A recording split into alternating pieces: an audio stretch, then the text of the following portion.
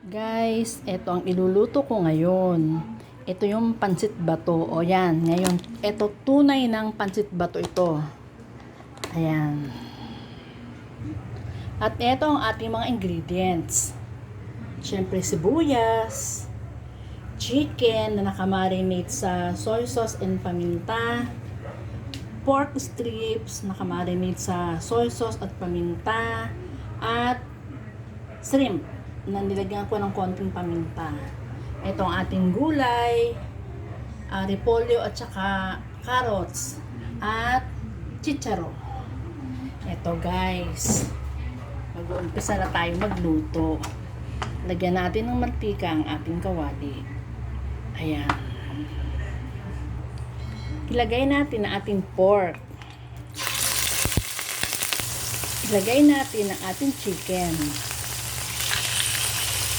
Chicken breast yan, guys. Lagay natin ang ating sibuyas. Yan lang muna sa tabi. Lagay natin ang hipon. Ayan.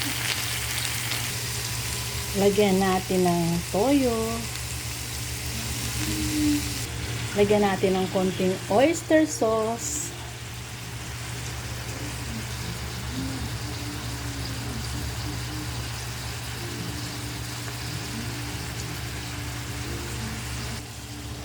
Lagay natin ang gulay.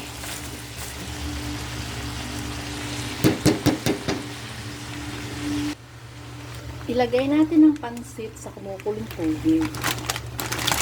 Ang sabi sa instruction, ilagay na doon sa gulay. Tsaka yung 5 to 6 cups of water. So, nag-aalala naman ako na baka mag-overcook ang gulay. Kaya sineparate ko. Mamaya ko sila pagsasamahin. Lagay natin ang chicharo. Then, ilalagay na natin ang noodles na ito na kumukulo na sa tubig na mainit. Ihahalo na natin siya dito. Ay, Diyos ko, bigat.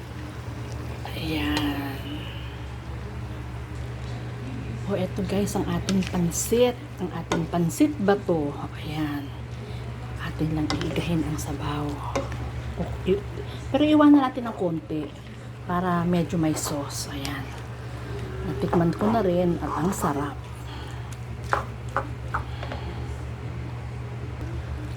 Eto na guys. Luto na ang ating pansit. Ang sarap-sarap at ang ganda na itsura niya. O ayan guys. Diba? Ang ganda ng itsura niya oh. Okay guys.